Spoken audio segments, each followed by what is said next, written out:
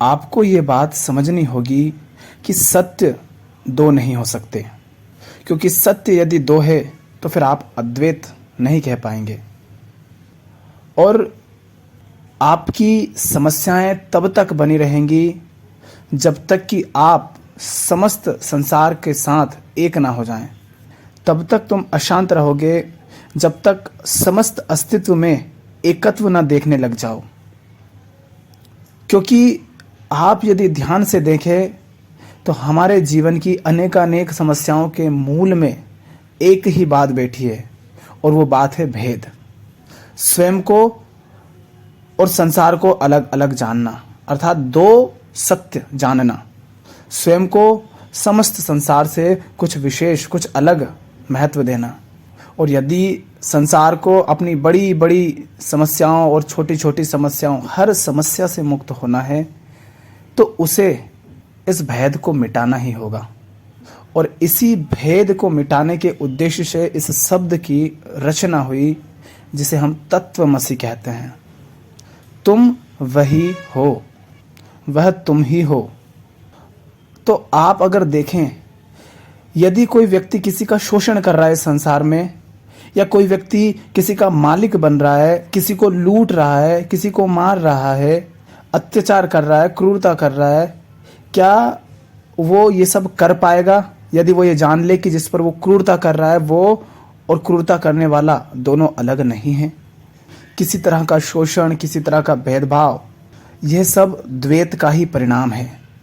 तुम उसे स्वयं से अलग मानते हो, इस कारण तुम ये सब कर पाते हो। अगर मनुष्य ये बात जान जाए तो वह किसी के साथ भी, पशु पक्षी, पेड़ पौधे, नदी तालाब, पर्यावरण, एक कण के, धूल के कण के साथ भी ऐसा व्यवहार नहीं कर पाएगा जो वो स्वयं के साथ नहीं चाहता। संसार, सत्य और जीव, इनमें मूल रूप से कोई भेद नहीं है। इसको ऐसे समझिए, आपसे अगर पूछा जाए कि समुद्र और गंदा नाला क्या अलग अलग हैं या एक हैं, तो आप ऊपरी तल पर अगर देखें तो आप कहेंगे अलग अलग हैं। गंदा नाला अलग है, समुद्र अलग है। पर मैं कहूं कि नहीं, गंदा नाला ही समुद्र है और समुद्र ही गंदा नाला है। तो इसके लिए आपको थोड़ा और उसको गहराई से समझना पड़ेगा। ये जो गंदा नाला है, इसका जल भी इसमें हमेशा तो रहेगा नहीं। इसका जल वाष्पीकरण के माध्यम से बादल बनेगा, और बादल में जो जल बरसेगा वो तो कहीं भी बरस सकता है।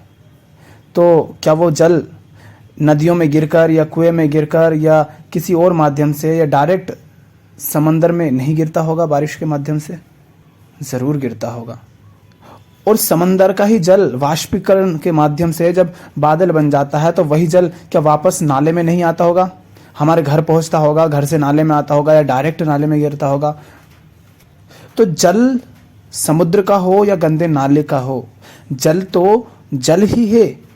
हाँ, गंदे नाले में होने के कारण उसमें कुछ तत्व ऐसे आ गए हैं जिसे हम जल नहीं कहते, जिसे हम मिट्टी कहते हैं, गंदगी कहते हैं। किंतु अगर वो मिट्टी, वो गंदगी उस जल से हटा दिया जाए तो क्या वो भी जल ही शेष नहीं रह जाएगा? उसी प्रकार ये जिसे हम जीव कहते हैं, ये शरीर धारण करने के कारण इसमें कुछ गुण ऐसे आ जाते हैं जिसके कारण ये स्वयं को उस परम तत्व से, जिसे परम तत्व कहो या तत्व कहो, आत्मा कहो या परमात्मा कहो, उस सत्य से स्वयं को भिन्न जानता है और इस संसार को भी अपने से अलग जानता है। पर वास्तव में वो अलग है नहीं। आप अगर नदियों को देखेंगे और समुद्र को देखेंगे तो आपको दोनों अलग अलग नज़र आएंगे। नदियाँ अलग हैं और समुद्र अलग हैं। पर आप थोड़ा आगे बढ़ेंगे, थोड़ी स्थितियाँ बदलेंगी, तो आप पाएंगे कि नदियाँ अपने स्वरूप को भूल जाती हैं जब वो समंदर में मिल जाती हैं। नदियों को मिलना समंदर में ही है। नदियाँ चाहे किधर भी भागें, चाहे वो पर्वत पर चढ़ रही हो या पर्वत से उतर रही हो और किसी भी दिशा में दौड़ रही हो, आखिरकार नदी को खोज होती है, प्यास होती है उसी समंदर के साथ एक हो जाने की। सोचो कि नदी में भी जल है और समंदर में भी जल है, और जल ही जल को खोज रहा है, जल ही जल से मिलना चाह रहा है और उसकी दौड़ रुक नहीं रही है। नदी भी वही है, बस उसे इसका ज्ञान नहीं, इसका बोध नहीं। इसीलिए वो समंदर की खोज में दौड़ती है और अंत में पाती है कि जिसे वो खोज रही थी वह स्वयं वही थी। क्योंकि जब वो उसमें मिल जाती है तो भेद रह नहीं जाता, दोनों एक ही हो जाते हैं। तो पीछे पीछे देखोगे तो गंगा, यमुना, सरस्वती सब अलग अलग तुम्हें दिख जाएंगी, किंतु जब अंत में पाओगे तो सारी उसी समंदर में मिल जाती हैं। और सारा समंदर इस पृथ्वी पर ही है, और पृथ्वी इस अस्तित्व में तुम्हारे छोटे से धूल के कण से भी छोटी है। तो इतने से में तुम्हारा अलग अस्तित्व कैसे हो सकता है? कैसे फिर आप किसी भी जीव को अपने से भिन्न कह पाएंगे?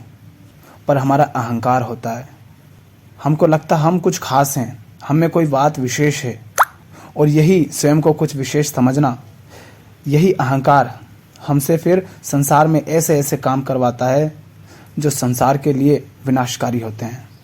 नदी वही है जिसे वो खोज रही है, और आप वही है जिसे आप खोज रहे हैं। आप चाहे प्रेम खोज रहे हैं, चाहे शांति खोज रहे हैं, चाहे मुक्ति खोज रहे हैं, चाहे परमात्मा खोज रहे हैं, आप जिसे भी खोज रहे हैं वह आप ही है। और जिसे आप खोज रहे हैं उसके बस नाम अलग अलग हैं, वो है एक ही। जीवन में बंधन है तो आप मुक्ति खोज रहे हो, वह मुक्ति वही परमात्मा है। जीवन में अगर अशांति है तो आप शांति खोज रहे हो, वह शांति वही परमात्मा है, और वह परमात्मा तुमसे अलग नहीं। किंतु ये बात जानकर यदि तुम अहंकार से और अधिक भर जाओ तो ये इस शब्द का दुरुपयोग होगा। तुम्हें ये भेद मिटाने होंगे इस संसार में ही, देख देख कर, जान जान कर कि किस तरह संसार और मैं, जिसे मैं विशेष समझता हूँ, वो अलग नहीं है। जब ये भेद मिट जाता है तो आप अपने इस मैं को उतना महत्व नहीं दे पाएंगे जितना आप देते हैं। आपको ये देखना होगा कि सोने से बनी वस्तुएं अलग अलग हो सकती हैं, किंतु हर वस्तु में सोना ना हो ये हो नहीं सकता। मिट्टी से बनी वस्तुएं अलग अलग हो सकती हैं, उनमें भेद हो सकता है, बस वो हमारा भ्रम है कि हमें भेद दिखाई दे रहा है, किंतु उन सब में जो मूल तत्व है वह तो मिट्टी ही है। मिट्टी से चाहे आप घड़े बनाओ, टोकरी बनाओ, गिलास बनाओ, बर्तन बनाओ, महल बनाओ, कुछ भी बनाओ, है तो मिट्टी ही। तो लोहा हो, मिट्टी हो, सोना हो, चांदी हो, कुछ भी हो, इनमें और इनसे बनी वस्तुओं में मूल रूप से कोई भेद नहीं है, और हर चीज अपने आप में पूर्ण है। अगर आपने मिट्टी से कोई खिलौना बनाया तो वो खिलौना अपने आप में पूर्ण है। उसी मिट्टी से आपने कुछ और चीज बनाई तो वो चीज अपने आप में पूर्ण है। और दोनों चीजों की तुलना करना ठीक नहीं, क्योंकि उनके मूल में मिट्टी बैठी है। इसी तरह आपको ये देखना होगा कि संसार में हर व्यक्ति जिसे आप अपने से पराया जानते हैं, चाहे वो आपके धर्म के आधार पर उसे पराया जानते हैं, जाति के आधार पर, रंग रूप, अमीर गरीब या किसी दूसरे देश का होने के कारण, किसी भी तरह यदि आप उसे अपने से अलग जानते हैं तो ये आप गलती कर रहे हैं, क्योंकि भेद है नहीं। आपने ये सुना होगा कि कण कण में नारायण है, परमात्मा तो उनसे दूर नहीं है। वह जो सत्य है, वह जो मालिक है, वह तुम्हारे सबसे निकट है, वह तुम में ही समाया हुआ है। ऐसे अनेक शब्द आपने सुने होंगे। उनका अर्थ क्या है? उनका अर्थ यही है। इसी मर्म को समझाने के लिए वो आपसे ये बातें कहते हैं, शब्द कहे गए थे कि वह जो सर्वोच्च सत्ता है वह तुमसे अलग नहीं, क्योंकि सत्य दो नहीं हो सकते। उसे जब तुम अपने से अलग जानते हो तब तुम ये कह रहे हो कि मैं भी सत्य हूं और वह भी सत्य है। अंतर बस इतना है कि समंदर में मटकी और मटकी में जल, बस इतना ही जीव में अंतर है उस परमात्मा से। समंदर में मटकी और मटकी में जल। समंदर में मटकी है और उस मटकी के आस पास, ऊपर नीचे, हर तरफ जल ही जल है, जल ही जल है, और उस मटकी के अंदर भी जल है। पर बीच में ये शरीर रूपी वो जो मटकी की परत होती है ना, वो बीच में आ गई। वो परत हट जाए तो अंदर का जल और बाहर का जल एक हो जाएगा। अब ये अंदर के जल का अर्थ ये नहीं कि तुम्हारे अंदर कुछ भरा है, अंदर तो मांस और रक्त और ये सभी है। उसका अर्थ जानो। अगर वो जो दीवार है, मटकी की परत है, वो हट जाए तो जो अंदर है वो और बाहर है वो दोनों एक हो जाएंगे। दोनों में कोई भेद नहीं रह जाएगा। विराट के साथ वो एक हो जाएगा। पर यदि ये जो शरीरधारी मनुष्य है ये बस जान ले कि इस शरीर को धारण करने के कारण ही वो अलग दिख रहा है, पर वो मुझसे अलग है नहीं, तो यह मुक्त हो जाए। आप ये बताओ, आप जब गहरी नींद में होते हो, सुषुप्ति अवस्था में होते हो, तब क्या होता है? तब आप इस शरीर से, इस शरीर की सारी पहचानों से, संसार में जो कुछ भी आपने एकत्रित किया है, जो भी जाना है, उन सब से मुक्त हो जाते हैं। आपको संसार का कुछ अता पता नहीं रहता। आपकी इंद्रियां सारी शांत हो जाती हैं, शरीर शांत हो जाता है, सब कुछ छूट सा जाता है। फिर बताओ, उस गहरी नींद का जो आनंद है, जब आप जागते हो आप कहते हो बहुत गहरी, बहुत सुंदर नींद आई, बहुत मज़ा आ गया आज। वो आनंद कौन ले रहा था?